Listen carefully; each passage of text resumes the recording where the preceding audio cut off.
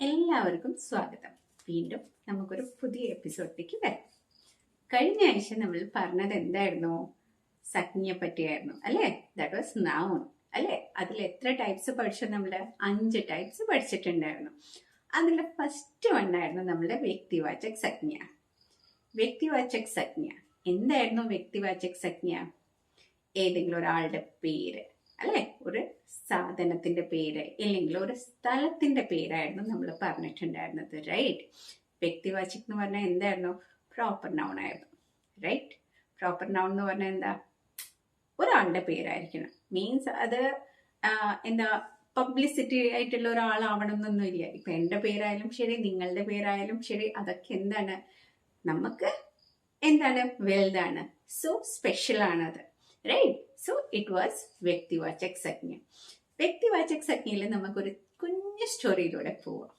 Okay, എന്താണ്, നമുക്കൊന്ന് ഡൽഹി വരെ അല്ലെ കറങ്ങിയിട്ട് വരാം. ഡൽഹിന്റെ ഹിന്ദി വേർഡ് എന്താ വരാറ്? दिल्ली. अच्छा, राधा नाम की एक प्यारी लड़की थी. वह दिल्ली शहर में रहती थी. एक दिन उसकी माँ ने कहा, राधा, आज हम लाल किले घूमने चलेंगे. Lal Qila means red fort. Right. यह सुनकर राधा बहुत खुश हुई. वह अपने दोस्त मोहन को भी बुला लाई.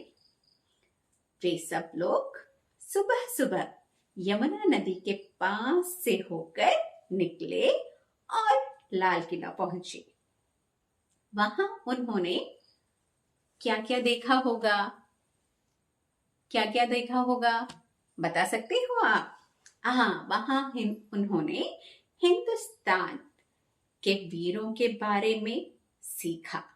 शाम को वे दिल्ली के मशहूर बाजार चांदनी चौक भी गए. रात को घर लौटकर राधा बोली, माँ, आज का दिन मेरी जिंदगी का सबसे यादगार दिन था. तो इस സ്റ്റോറി से आपको क्या मिला? ഈ സ്റ്റോറിയിൽ നിന്ന് വല്ലതും മനസ്സിലായോ? നമ്മളെ രാധ എന്ന് പറഞ്ഞൊരു ഗേൾ ഉണ്ടായിരുന്നു അല്ലെ, നല്ല ലവ്ലി ആയിട്ടുള്ള ഗേൾ ഉണ്ടായിരുന്നു.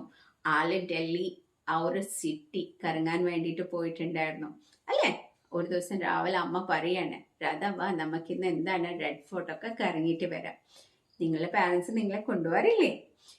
ഇതിൽ നമ്മൾ എന്താണ്, കുറേ വ്യക്തിവാചക നൗൺസ് നോക്കിയിട്ടുണ്ടായിരുന്നു അല്ലെ. സംജ്ഞയെ നമ്മൾ നോക്കിയിട്ടുണ്ടായിരുന്നു. ഒരാളുടെ പേരുണ്ടായിരുന്നു അവിടെ. എന്തായിരുന്നു അത്? രാധ. രാധയുടെ ഫ്രണ്ട് ആരായിരുന്നു? മോഹൻ. അവര് ഏത് ടൗണിലൊക്കെ ഇറങ്ങാൻ പോയേ? ദില്ലിയിൽ പോയിട്ടുണ്ടായിരുന്നു. ഏത് മോണ്യുമെന്റാ കാണാൻ പോയത്?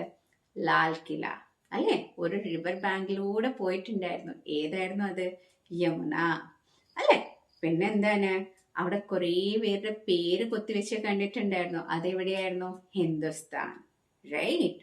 പിന്നെ അവര് ഏത് മാർക്കറ്റിലൂടെയാണ് പോയത്? ചാന്ദിനി ചൗക്ക്. അപ്പൊ ഒരാളുടെ പേര് അല്ലെ, ഒരു പ്ലേസിന്റെ, ഒരു മോണ്യുമെന്റിന്റെ പേര്, it is all coming under വ്യക്തിവാചക സംജ്ഞ. നന്ദി.